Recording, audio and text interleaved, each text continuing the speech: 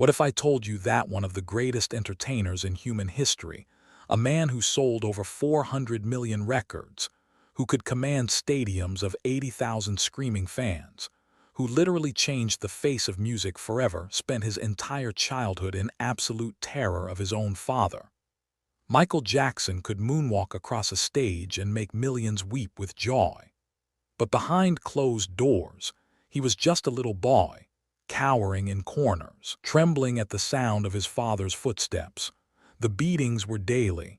The psychological torture was constant.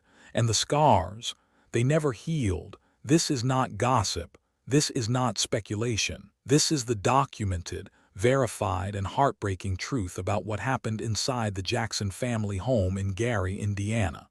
Today, we're going to expose everything. The whips, the belts, the cords, the threats, and most importantly, we're going to understand why Joe Jackson believed beating his children was the path to stardom. What you're about to hear will change how you see Michael Jackson forever. But before we dive into this emotional journey, I need you to do something important. If you believe that child abuse should never be hidden or normalized, hit that subscribe button right now.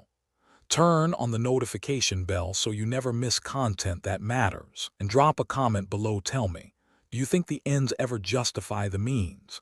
Did Joe Jackson's methods create a star, or did they destroy a soul?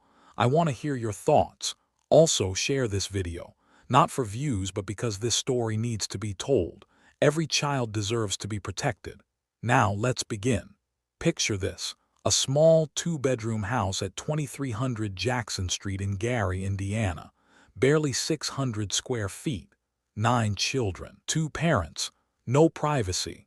No escape. This was where Michael Joe Jackson was born on August 29, 1958, the 7th of 9 children born to Joseph Walter Jackson and Catherine Esther Scrouse. Gary, Indiana in the 1960s was a steel town, working-class families, blue-collar dreams, and for black families like the Jacksons, opportunities were limited, discrimination was rampant, and the American dream seemed like a cruel joke. Joe Jackson worked at Inland Steel Company as a crane operator. He worked grueling shifts, came home exhausted, and looked at his growing family with a mixture of love and desperation. But here's what you need to understand about Joe Jackson. He was a man shaped by his own brutal upbringing. His father, Samuel Jackson, was reportedly a strict disciplinarian who believed that physical punishment was the only way to raise children.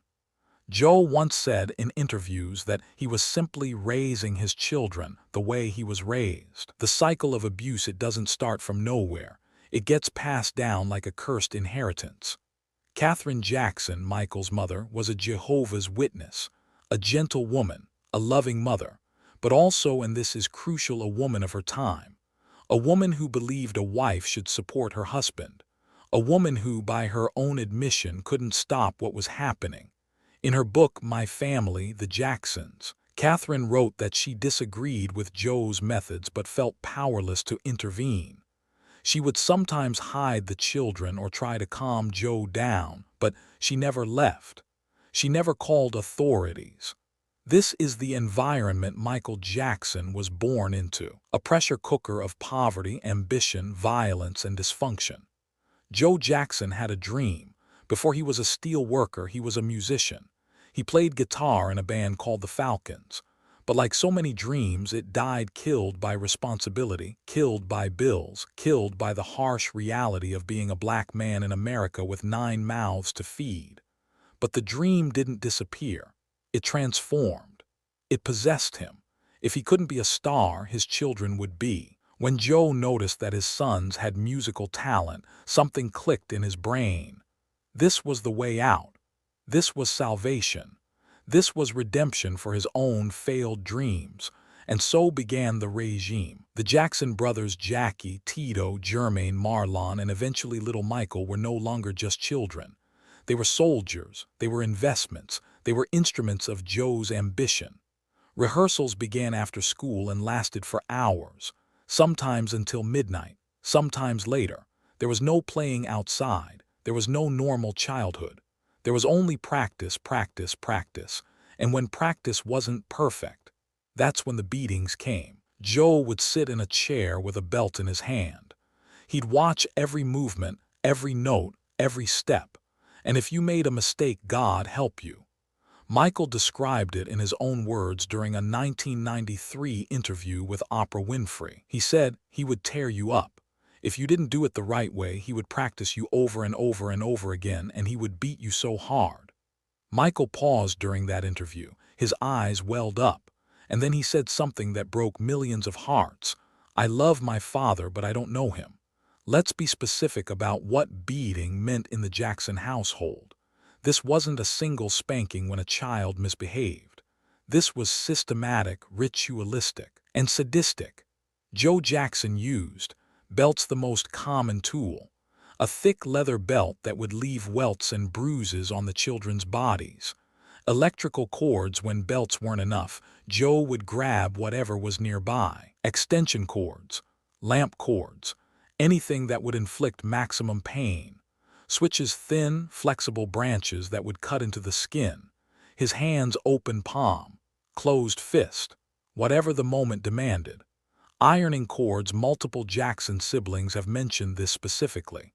The children were beaten for missing a dance step, singing off-key, being late to rehearsal, talking back, looking at Joe the wrong way, making any mistake. No matter how small, but the physical violence was only half of the torture. Joe Jackson was a master of psychological abuse. He would call his children names. He would mock them. He would humiliate them in front of each other. Michael, in particular, suffered psychological torture about his appearance. Joe would call him Big Nose. He would make fun of Michael's acne. He would tell Michael he was ugly. This is where Michael Jackson's body dysmorphia began. This is why he eventually had countless plastic surgeries. This is why he could never see beauty when he looked in the mirror. Joe Jackson didn't just beat his children's bodies. He broke their self-image. He shattered their confidence. He planted seeds of self-hatred that would bloom into a lifetime of pain. LaToya Jackson, in her tell-all book, described scenes that are difficult to read. Children hiding under beds. Children screaming for mercy. Children unable to sit down for days because of the bruises.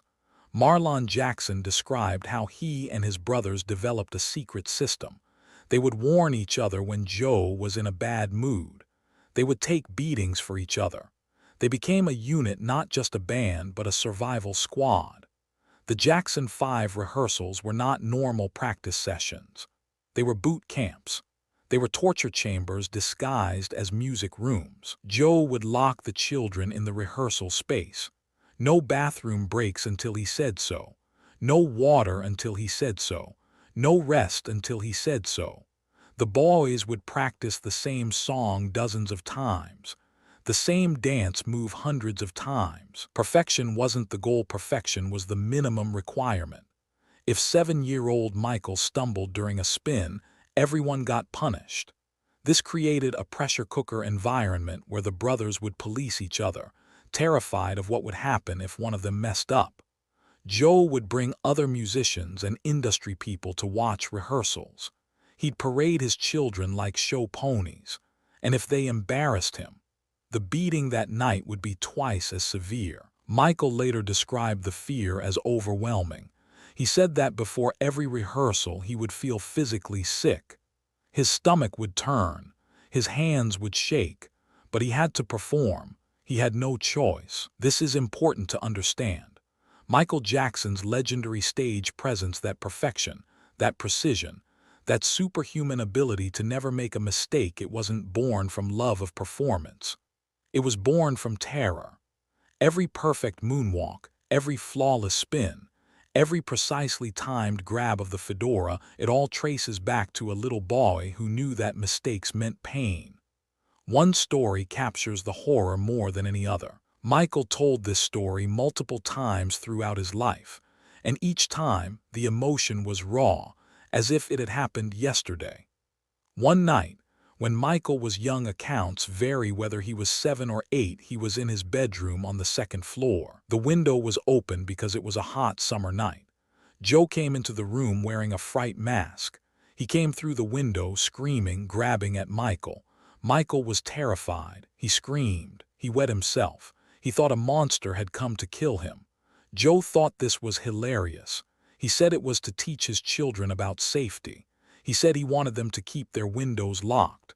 But Michael developed nightmares that lasted his entire life. He had difficulty sleeping alone. He was terrified of intruders. The psychological damage from that one night followed him to his grave. Joe Jackson didn't just beat his children physically. He terrorized them mentally. He invaded their dreams. He made them afraid of the dark. This is the question that haunts the entire Jackson story. Where was Katherine? Katherine Jackson was, by all accounts, a loving mother. She sang to her children. She read them Bible stories. She tried to protect them when she could. But she didn't leave Joe. She didn't call the police. She didn't take her children and run. Why? First, we have to understand the era. This was the 1960s and early 1970s. Domestic violence wasn't discussed. Child abuse wasn't recognized the way it is today. What happened in a family home stayed in a family home. Second, Katherine was financially dependent on Joe. She had 9 children, no career, no education. Where would she go? How would she survive? Third, and most troubling, Katherine believed on some level that Joe's methods were working. The Jackson 5 did become successful. They did sign with Motown. They did escape poverty. In her mind, and this is the tragic calculation that many abuse survivors make, maybe the ends did justify the means. Katherine has expressed regret in later years. She's admitted that she wishes she had done more. But during those crucial childhood years, she was a bystander to her children's suffering. Michael never blamed his mother publicly. He always spoke of her with love and reverence. But one can't help wondering, did he resent her silence? Did he wish she had saved him? Joe Jackson, until his death in 2018, never fully acknowledged the abuse. He danced around it. He minimized it. He justified it. In interviews, he would say things like, "I never beat my children, I whipped them." There's a difference. I was strict because I wanted them to succeed. Look at what they became. I must have done something right. The streets of Gary would have killed them. I saved their lives. There's a twisted logic here that we need to examine. Joe Jackson genuinely believed he was protecting his children. He believed that without his iron discipline, they would have fallen victim to the drugs, crime, and poverty that consumed so many young black men in Gary, Indiana. He saw himself as a savior, not an abuser. And here's the uncomfortable truth. On a purely material level, his methods worked. The Jackson 5 became one of the most successful groups in history. Michael became the king of pop. The family escaped poverty beyond their wildest dreams. But at what cost? Michael Jackson struggled with drug addiction. He was accused of crimes he almost certainly didn't commit, but his bizarre behavior made him an easy target. He couldn't maintain healthy relationships. He tried to recreate the childhood he never had through Neverland Ranch. He died at 50 from a drug overdose, alone and exhausted. Was this success? Or was this the slow-motion destruction of a human being? Michael Jackson's entire life makes sense when you understand his childhood. Why did he build Neverland Ranch a personal amusement park? Because he never got to be a child. He was trying to reclaim stolen innocence. Why did he surround himself with children? Because children were the only people he trusted. Adults had hurt him. Adults had exploited him. Children were pure. Why did he hate his appearance? Because his father called him ugly every day for years. Why did he sleep poorly and need drugs to rest? Because he was terrorized as a child and never felt safe. Why did he struggle with food? Because food was controlled during his childhood. Eating was regulated. He developed a complicated relationship with nourishment. Why did he speak in that soft, childlike voice? Because that's the voice of the little boy who never grew up inside. Michael Peter panned himself because growing up meant becoming like Joe. Every quirk, every eccentricity, every headline-making behavior, it all traces back to that house on Jackson Street. Joe Jackson didn't create the king of pop. Joe Jackson created a wounded child who happened to have supernatural talent. Michael wasn't the only victim. Every Jackson child carries scars. Jackie, the oldest, has spoken minimally about the abuse. He became the protector, trying to shield his younger siblings.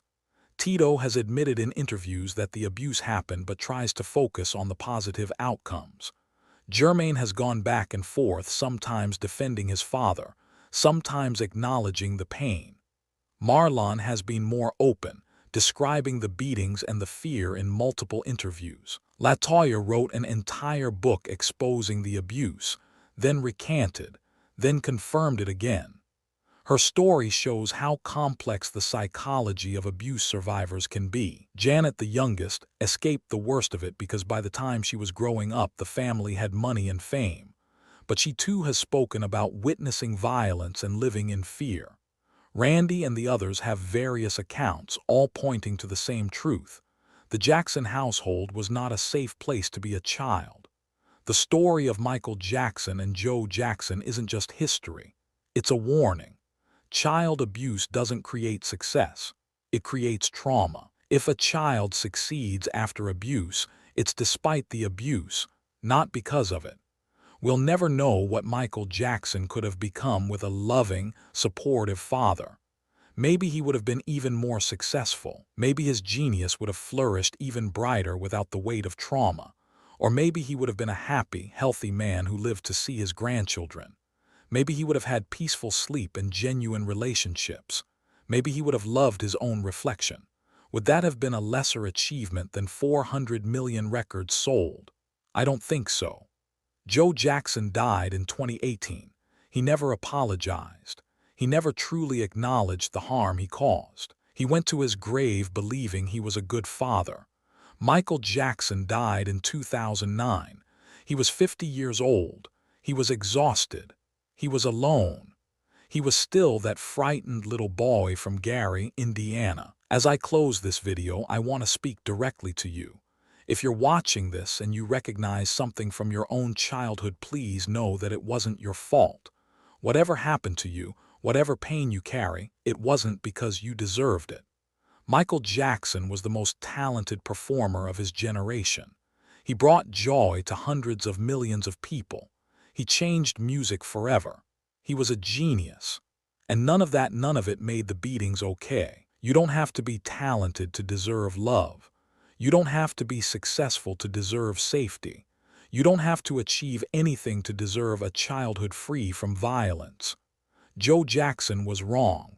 His methods weren't tough love. They were abuse. And no amount of Grammy Awards or #1 singles or sold-out stadiums changes that fact. Michael spent his whole life trying to heal. He created Neverland as a sanctuary. He surrounded himself with innocence because his was stolen. He searched desperately for the unconditional love his father never gave him. But here's the tragedy. He never fully healed. The wounds were too deep. The damage was too severe. By the time he had the freedom and resources to address his trauma, the patterns were set. The addictions had taken hold. The dysfunction had become his normal. Michael Jackson should be remembered not just as the king of pop, but as a survivor, a wounded child who somehow, impossibly, channeled his pain into art that moved the entire world. When you watch him perform, you're watching transcendence. You're watching a human being turn suffering into beauty. You're watching alchemy trauma transformed into magic. And you're watching a cry for help that echoed across decades. Rest in peace, Michael. You deserved better. You deserved a father who hugged you instead of hit you. You deserved a childhood with laughter instead of fear. You deserved to grow old and find peace. You deserved love. Thank you for watching this video. If it moved you, please share it. Not for the algorithm, but because stories like this need to be heard. Subscribe to this channel if you want more content that tells the truth about the lives behind the fame. And remember, every child deserves protection. Every child deserves safety. Every child deserves love. Until next time.